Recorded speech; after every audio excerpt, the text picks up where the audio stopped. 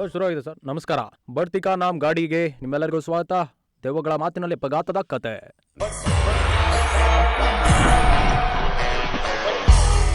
ಇಂದಿನ ಸಂಚಿಕೆ ನಮಗೆ ಬಹಳ ಮುಖ್ಯ.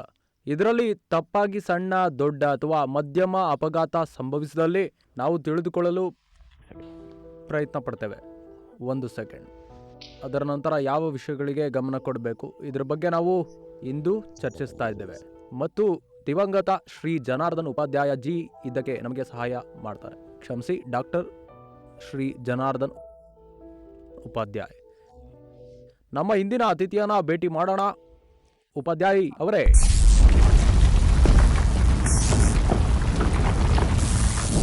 ಬನ್ನಿ ಬನ್ನಿ.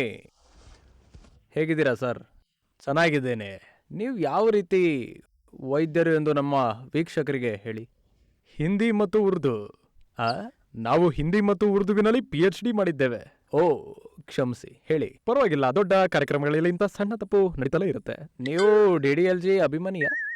ಹಾಗಾದ್ರೆ ಸರ್, ಯಾರ ಅಪಘಾತ ಸಂಭವಿಸಿದೆ ಮತ್ತು ಹೇಗೆ? ಹೌದು, ಅಪಘಾತವು ನಮ್ಮೊಂದಿಗೆ ಸಂಭವಿಸಿದೆ. ಆಯಿತು. ನಾವು ಬಹಳ ಸಮಯದಿಂದ ಕಾರನ್ನ ಸರ್ವಿಸ್ ಮಾಡಿರಲಿಲ್ಲ. ನಾನು ಅದನ್ನ ಮಾಡುತ್ತೇನೆ ಎಂದು ಭಾವಿಸಿದೆ, ಆದರೆ ಜೀವನವು ಅವಕಾಶವನ್ನ ನೀಡಲಿಲ್ಲ. ಇದ್ದಕ್ಕಿದ್ದಂತೆ ಕಾರು ಹೃದಯಾಘಾತವಾಗಿ ಅಪಘಾತಕ್ಕೀಡಾಯಿತು. ಮತ್ತೆ ಅದರ ನಂತರ ಏನಾಯ್ತು? ಅದಕ್ಕೆ ಹೋಯಿತು. ಅಲ್ಲ, ಕ್ಷಮಿಸಿ, ನನಗೆ ಅರ್ಥವಾಗ್ತಿಲ್ಲ. ನಿಮ್ಮ ಕಾರಿಗೆ ಹೃದಯಾಘಾತ ಆಯ್ತಾ? ಏನಾಯಿತು ಅಂತ ವಿವರಿಸ್ತೀರಾ? ಯಾವ ಥರ? ನಾವು ಲಕ್ನೋ ವಾರಣಾಸಿ ಮುಖ್ಯ ರಸ್ತೆಯಲ್ಲಿ ವಾರಣಾಸಿಗೆ ಹಿಂತಿರುಗ್ತಿದ್ವು. ಇದ್ದಕ್ಕಿದ್ದಂತೆ ವಾಹನದ ಹೃದಯದಿಂದ ಅಂದರೆ ಇಂಜಿನಿಂದ ಹೊಗೆ ಬರಲಾರಂಭಿಸಿತು. ಅತಿಯಾಗಿ ಚಾಲನೆಯಿಂದ ಕಾರಿನ ಇಂಜಿನ್ ಬಿಸಿಯಾಗಿರಬಹುದು ಎಂದು ಭಾವಿಸಿದ್ವಿ. ಆದ್ರೆ ನಾವು ಏನನ್ನು ಮಾಡಲು ಹೋಗುವ ಮೊದಲು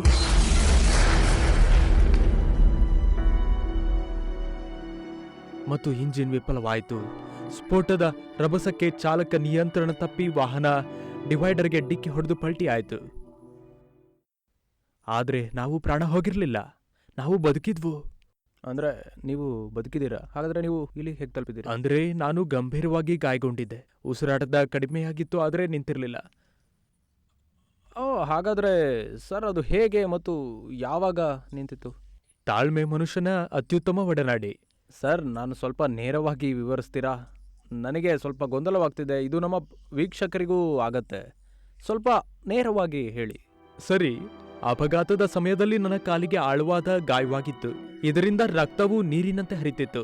ರಾತ್ರಿ ವೇಳೆ ರಸ್ತೆಯಲ್ಲಿ ವಾಹನಗಳ ಓಡಾಟ ಕಡಿಮೆಯಾಗಿತ್ತು. ಕೆಲವು ವಾಹನಗಳು ನಮ್ಮನ್ನ ನಿರ್ಲಕ್ಷಿಸಿ ಹಾದು ಹೋದ್ವು. ಕೆಲವರು ನಿಲ್ಲಿಸಿ ತಮ್ಮ ಫೋನ್ನಲ್ಲಿ ವಿಡಿಯೋ ಮಾಡ್ತಿದ್ರು. ಕೆಲವರು ಸಹಾಯ ಮಾಡಲು ಯೋಚಿಸಿದ್ರು, ಆದರೆ ಅವರಿಗೆ ಎಮರ್ಜೆನ್ಸಿ ನಂಬರ್ ತಿಳಿದೇ ಇರಲಿಲ್ಲ. ಸಕಾಲದಲ್ಲಿ ಯಾರಾದರೂ ಎಮರ್ಜೆನ್ಸಿ ನಂಬರ್ಗೆ ಕರೆ ಮಾಡಿದ್ರೆ ಸಮಯಕ್ಕೆ ಸರಿಯಾಗಿ ಸಹಾಯ ಸಿಕ್ಕಿದ್ರೆ ಉಸಿರು ನಿಲ್ತಿರ್ಲಿಲ್ಲ. ಇಂತಹ ಘಟನೆ ನಡೆದಿರೋದು ತುಂಬಾ ಬೇಸರ ತಂದಿದೆ. ಆದರೆ ವಾಸ್ತವವಾಗಿ ನೀವು ಹೇಳ್ತಿರೋದು ಎಮರ್ಜೆನ್ಸಿ ನಂಬರ್ ನನಗೆ ತಿಳಿದಿಲ್ಲ. ಏನ್ ಹೇಳ್ತಾ ಇದ್ದೀರಾ? ಜವಾಬ್ದಾರಿಯುತ ಮತ್ತು ಸಂವೇದನಾಶೀಲ ಕಾಣ್ತೀರಿ. ಸರ್, ನಾ ಹೌದು ಎಂದು ಭಾವಿಸಿದ್ರೆ ಏನಾಗತ್ತೆ? ನನಗೆ ನಿಜವಾಗಿಯೂ ತಿಳಿದಿಲ್ಲ. ಆದರೆ ತುರ್ತು ಸಂಖ್ಯೆಯಾಗಿರುವ ಸಂಖ್ಯೆ ನನಗೆ ತಿಳಿದಿಲ್ಲ. ಅದರಿಂದ ದಯವಿಟ್ಟು ನನಗೆ ತಿಳಿಸಿ. ಪರವಾಗಿಲ್ಲ, ಹೇಳ್ತೇನೆ. ನಿಮಗೆ ಅಪಘಾತ ಸಂಭವಿಸಿದಲ್ಲಿ ಕೆಲವು ವಿಷಯಗಳು ನೆನಪಿಡಿ. ಹೌದು, ಎಚ್ಚರಿಕೆಯಿಂದ ಆಲಿಸಿ. ಮೊದಲನೇದಾಗಿ, ನೀವು ನಿಮ್ಮ ವಾಹನವನ್ನು ಓಡಿಸಲು ಸ್ಥಿತಿಯಲ್ಲಿದ್ದರೆ ಸಾಧ್ಯವಾದಷ್ಟು ಬೇಗ ಅಲ್ಲಿಂದ ಹೊರಬನ್ನಿ. ನಿಮಗೆ ಯಾವುದೇ ಗಾಯವಾಗಿದ್ರೆ ಮೊದಲು ಅದನ್ನ ನೋಡಿಕೊಳ್ಳಿ. ರಕ್ತಸ್ರಾವವಾಗಿದ್ರೆ ಅದರ ಮೇಲೆ ಬ್ಯಾಂಡೇಜ್ ಅನ್ನ ಬಿಗಿಯಾಗಿ ಕಟ್ಕೊಳ್ಳಿ. ಕಾರಿನಲ್ಲಿ ಸಂಗೀತವನ್ನ ಜೋಡಿಸಬಹುದು ಅಥವಾ ಜೋಡಿಸದೇ ಇರಬಹುದು, ಆದ್ರೆ ಯಾವಾಗಲೂ ಪ್ರಥಮ ಚಿಕಿತ್ಸೆ ಕಿಟ್ ಅನ್ನ ಇರಿಸಿಕೊಳ್ಳಿ. ನಿಮ್ಮೊಂದಿಗೆ ಪ್ರಯಾಣಿಕರಿದ್ರೆ ಅವರಿಗೆ ಸಹಾಯ ಮಾಡಿ.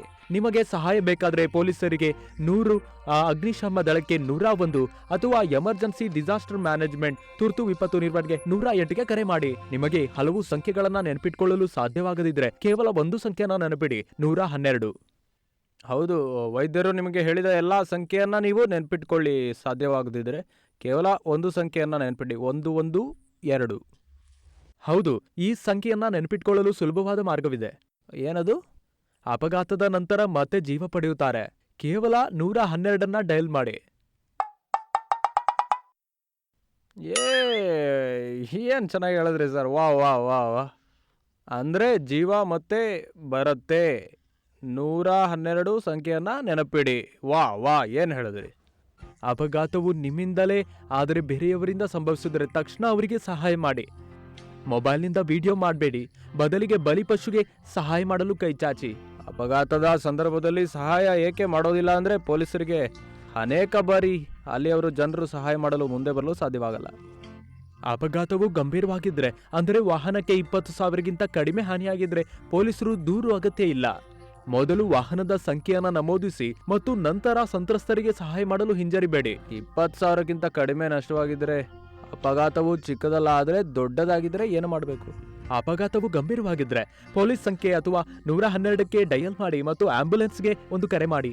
ನೀವು ಕರೆದೊಯ್ಯಬೇಕಾದ್ರೆ ತಕ್ಷಣ ಬಲಿಪಶುವನ್ನ ಆಸ್ಪತ್ರೆಗೆ ಕರೆದೊಯ್ಯಿರಿ. ಅಪಘಾತದಿಂದ ಟ್ರಾಫಿಕ್ ಜಾಮ್ ಉಂಟಾದರೆ ವಾಹನವನ್ನ ಬದಿಗೆ ಚಲಾಯಿಸಿ ಮತ್ತು ವಾಹನವನ್ನ ಪೊಲೀಸ್ ಠಾಣೆಗೆ ತೆಗೆದುಕೊಂಡು ಹೋಗಿ ದೂರು ನೀಡಿ. ನೀವು ಏಕಾಂಗಿಯಾಗಿ ಎಲ್ಲವನ್ನೂ ಮಾಡಲು ಸಾಧ್ಯ ಇಲ್ಲ ಮತ್ತು ಸಹಾಯಕ್ಕಾಗಿ ಜನರನ್ನ ಕೇಳಿ. ಹೇಳಲಾಗುತ್ತದೆ, ಜೊತೆಗೆ ಕೈ ಜೋಡಿಸಬೇಕು. ಸಾಧ್ಯವಾದರೆ ಎಲ್ಲ ಕೆಲಸ ಮುಗಿದ ನಂತರ ವಿಮಾ ಕಂಪನಿಗೂ ಕರೆ ಮಾಡಿ. ಗಂಭೀರವಾಗಿ ಗಾಯಗೊಂಡವರನ್ನ ಆದಷ್ಟು ಬೇಗ ಆಸ್ಪತ್ರೆಗೆ ಕರೆದೊಯ್ಯಬೇಕು. ಅಪಘಾತ ಆದವರ ಜೇಬಿನಲ್ಲಿ ಶೋಧಿಸಿ ಆತನ ಮೂಲ ಮಾಹಿತಿ ಪಡಿಬೇಕು. ಮೂಲ ಮಾಹಿತಿ, ಹೆಸರು, ವಿಳಾಸ, ವಾಹನ ಸಂಖ್ಯೆಯನ್ನ ನೋಟ್ ಮಾಡಿಕೊಳ್ಳಿ. ಇದರಿಂದ ಅವರು ಆಸ್ಪತ್ರೆಗೆ ದಾಖಲಾಗ್ತಾರೆ ಮತ್ತು ಪೊಲೀಸರಿಗೆ ಹೇಳುವುದು ಸುಲಭವಾಗುತ್ತೆ. ವಿಸ್ಮಯಕಾರಿಯಾಗಿದೆ. ಡಾಕ್ಟರು ಈ ವಿಷಯದ ಬಗ್ಗೆ PhD ಮಾಡಿದ್ದಾರೆ ಎಂದು ತೋರುತ್ತೆ. ಅದಕ್ಕಾಗಿ ಅವರು ವೈದ್ಯರಾಗಿದ್ದಾರೆ.